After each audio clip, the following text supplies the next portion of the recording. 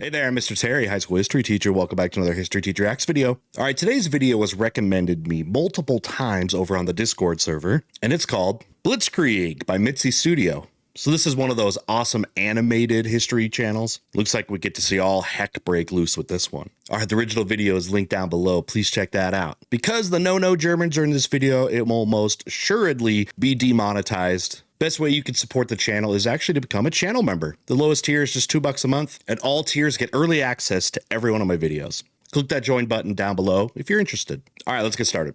All right, I think I've seen a couple videos from this channel, and I love the animations. They're like cartoony, but they're like realistic, and they got great textures. They're a lot of fun. So let's see what these guys got. Let's see if they do Blitzkrieg. And Blitzkrieg is a 3-phase process that the Germans used to use. First phase is to bring in bombers, then you bring in the tanks, then you bring in the ground troops. Let's see how they animate and make this look. Blitzkrieg, the tactical dream scenario of Germany's favorite villainous mustache enthusiast, Adolf Hitler. You know, the guy who looked at World War I trench warfare and thought, how can we make the new war go faster and even more terrifying? Yeah. Well, first, it's to totally just dispose of the Treaty of Versailles, which took away their tanks and their air force and a lot of their navy. That was the first thing. Oh, and then modernize it secretly until it's some of the best technology in the world. Apparently, a guy called Heinz Guderian claimed to have the answer. Storm in like a boss with fast-moving tanks, screaming Stuka dive bombers and artillery while everybody chats over the radio. Yep. And just like that, Blitzkrieg was born. Combining speed, firepower, and the audacity of a drunken dare, or a meth head. But we will come to that later. That's what they said. You know, trench warfare was so psychologically damaging and the energy levels are so low that it was started to be, they started to think, we should probably get these guys on drugs so they could stay alert. So yeah, they're going to become addicts. Let's set the scene. It's 1939, and one of the countries in Europe that was just minding its own business was Poland. A place that had mostly psycho-wacko dictators as neighbors. Yep, Stalin to the east.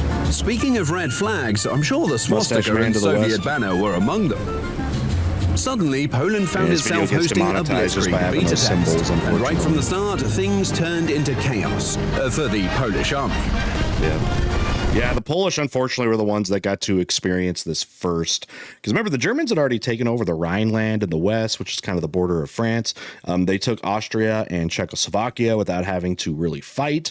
So the Poles are unfortunately the ones who got to experience this, and it was obscenely brutal. Bunch of new technologies that, were introduced in World War I, but weren't very good, like tanks and planes. Very, very, very early technologies. But now, holy crap, they are a big part of war. The Luftwaffe was bombing cities and railways, cutting off Polish frontline forces, and generally making things very uncomfortable for everyone. It's pretty much impossible for the Allies to help the Poles. Meanwhile, panzer divisions rolled through the countryside, bypassing strongholds with high speed like it was all the scene from The Fast and the Furious. Get it? Okay. Then on September the 17th, the Soviet Union crashed the party from the east. Because why let Hitler have all the fun? Yep. Well, they got plenty of mechanized warfare as well. And also, remember, the Russians got a lot of that from the United States as part of the Lend-Lease Act. A lot of that heavy stuff.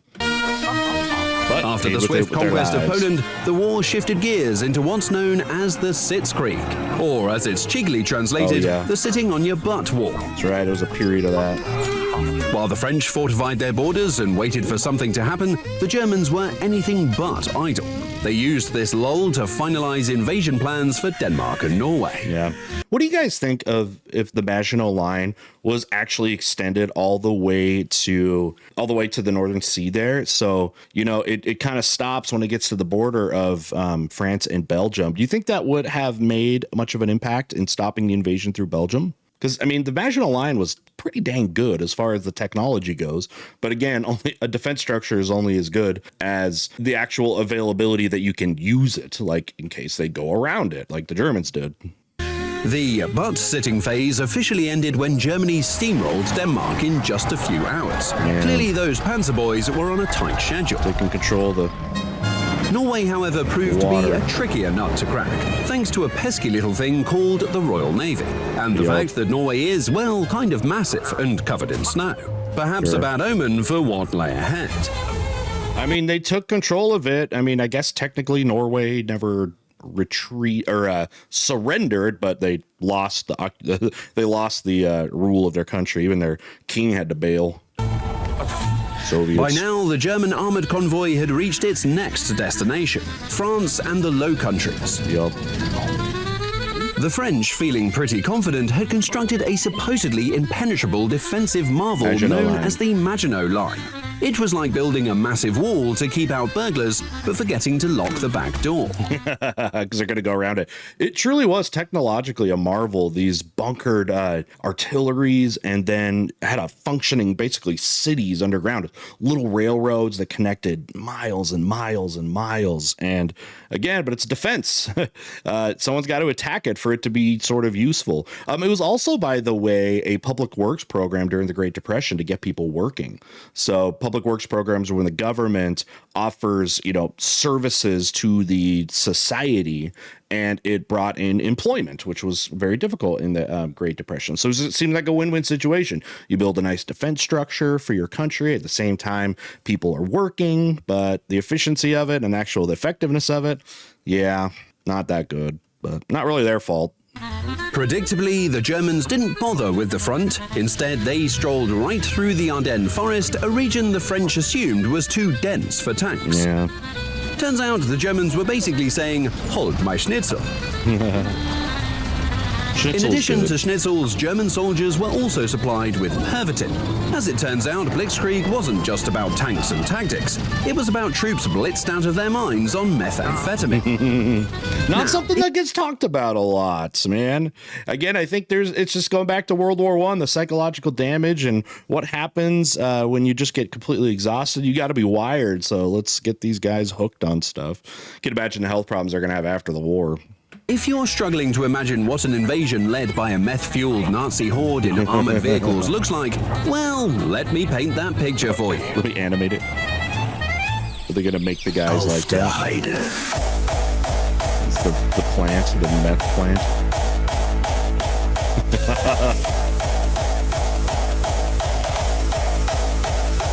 Auf der Heide blüht ein kleines Blümelein. What? Und das heißt Erika, heißt von 100.000 kleinen Bienelein, wird umschwärmt. Everyone get your pills. Denn ihr Herz ist voller Süßigkeit. Time to get lit up. Entströmt im Blütenkleid. Auf der Heide blüht ein kleines Blümelein. Und das Got that many.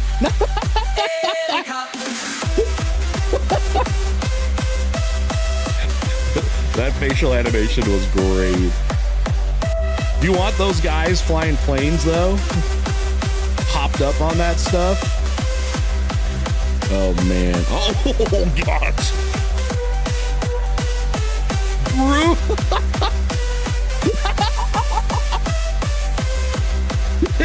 The double birds. That was so funny.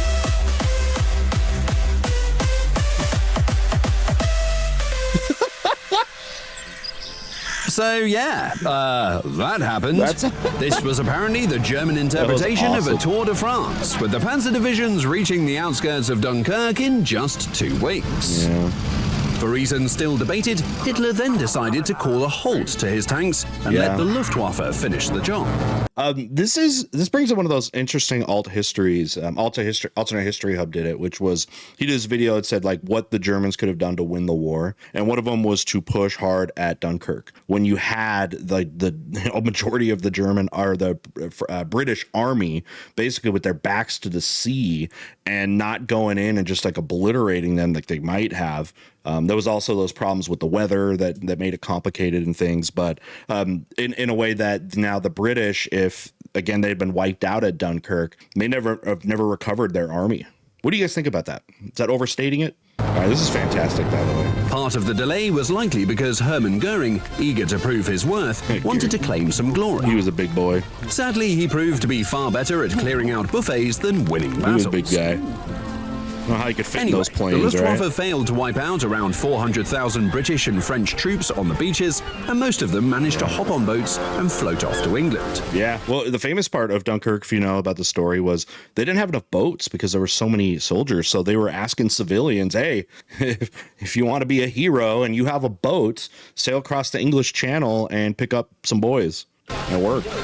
Despite the Luftwaffe's fuck-up at Dunkirk, the Germans still demonstrated the overwhelming power of their Blitzkrieg. Germans really could have, man, I've been able to wipe out. In less than a week, they had occupied the Netherlands, bombed the Dutch city of Rotterdam to rubble, and forced Luxembourg to surrender in just 12 hours. Ouch. They're no match for the German military. What followed was the Battle of Britain, where Goering yet again showed the world he was more obese than capable. His Stuka dive bombers performed great during the invasion of France, but high in the skies above Britain, surrounded by Spitfires and Hurricanes, not so much. Yeah, British will win this. So, you know, the Blitzkrieg process, like I was telling you, is you have the air war first, and then you bring in tanks, and then you bring in the foot soldiers. And the idea for Operation Sea Lion was they were going to invade Britain.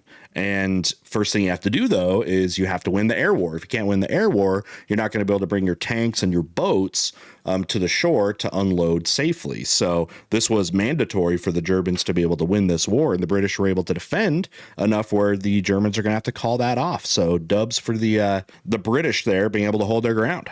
Keep calm and carry on. At this point, Hitler focused his attention on the east. In June 1941, Germany decided to take its lightning war to a whole new level with Operation Barbarossa, the biggest road trip in history. This was a Blitzkrieg campaign on steroids or methamphetamine, you pick. Remember, this was a surprise. The Germans and the Russians were under a non-aggression pact, which they've been using to basically brutally conquer Eastern Europe and split all that up. So it's going to catch Stalin and the Soviets off guard, especially for this first year or so. And they're going to pay for it with their lives to be able to turn the war at Stalingrad. And we'll see if they get to that point, though. Tanks were rolling through the Soviet defenses and planes were bombing Soviet positions into oblivion. By the end of summer 1941, the Germans were moving fast and the Red Army was scrambling to keep up. The winter's approaching. But then the Germans got introduced to Rasputitsa, aka the mud season.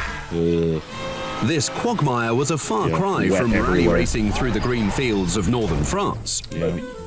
By November, the Russian winter set in and pretty much screwed up the entire plan of the Wehrmacht to capture Moscow. Yeah, go to Moscow. I mean, you could take the epicenter, but he's going to defer them away to other sites like Stalingrad. The Germans were not ready for this kind of warfare. The cold, it's always underestimated, it seems like. And by the way, about this time, you're starting to get a lot of reinforcements for the Soviet Union. You know, these guys coming out of far reach places like Siberia, who are pretty much people that are, I swear, part snowman, that the cold doesn't affect them at all. When spring arrived and most German soldiers finished defrosting their testicles, the army once again blitzed their way through Soviet defense lines toward the Caucasus and the city of Stalingrad. Biggest battle in world history, After months of maintaining the initiative, Hitler thought it would be cool to capture the city of Stalingrad because it bore Stalin's name. Well, that's overstated. Volga River and everything down there, it's oil-rich region, and that is mandatory for the Germans. By the way, that same reliance on oil is also going to be difficult for the Japanese. It's a war of resources. So, yeah, it's your help that it was named Stalin, but there were other economic reasons, of course. Certainly, it would end up being a lot cooler than anticipated. 2 million. The Battle of Stalingrad quickly stripped the Germans of every tactical advantage they had. Crazy. No more fast tank maneuvers and no more close air support. Just an endless maze of destroyed buildings packed with Russian snipers. So, like, luckily for the Germans, there was no Russian winter to... sorry about that. Another Russian winter set in and turned many Nazi soldiers into ice sculptures. A setback. Ice Germans. To make matters worse, the Soviet army was about to show the world they would be the ultimate Blitzkrieg bastards.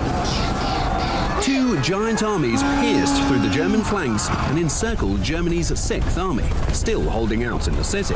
800,000 German soldiers die in this, 1.2 million With Russians. no fuel for their tanks, no food for their soldiers, and zero protection against the cold, the 6th Army was doomed and ultimately surrendered to the Russians. Yeah, the surrender of these blew Hitler's mind, because that was not something they were ever supposed to do. Like, if you are a soldier, you do not surrender. It's better you go to your death. Both for like the philosophical reasons, but also for just the reasons that if you're going to get captured, if you're the Germans and you're invading the Soviet Union, first off, they hate you.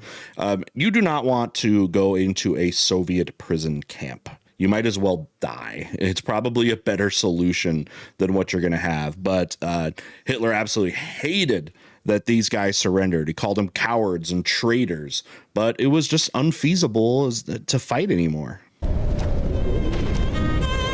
Despite all that, the days of Blitzkrieg were not over for the Germans. They would still carry out fast-moving tank maneuvers, just more in the direction of Berlin. Race for Berlin is on. All right. Final thoughts. All right, at first when I was looking at this, I'm like, hey, maybe I could show this at school. It'd be like school appropriate. But then all of a sudden the meth scene comes on, and then there's some language, and then some of the gore that almost seemed more gory than the actual videos that I'll show in class. So I don't know if we're going to be able to do that, but it's one of those things. I know a lot of my kids that are fans of World War II stuff will love to, watch on their own there. But that was great. It taught a lot of about the war. It actually covered a lot of the war. I mean, they didn't get to like D-Day or so in the West, but this was about Blitzkrieg, so it was talking about Blitzkrieg. So, all right, delightfully told. It was super funny. I was laughing my butt off at some of those parts. Thank you guys for suggesting these videos. Again, no doubt this thing gets demonetized, as a bunch of videos that I've covered recently have, unfortunately, just due to the censorship policies that are going on here.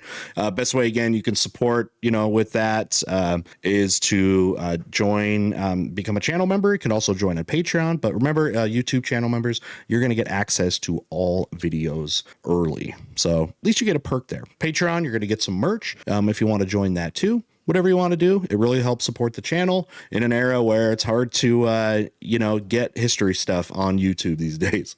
All right, we'll see y'all next time.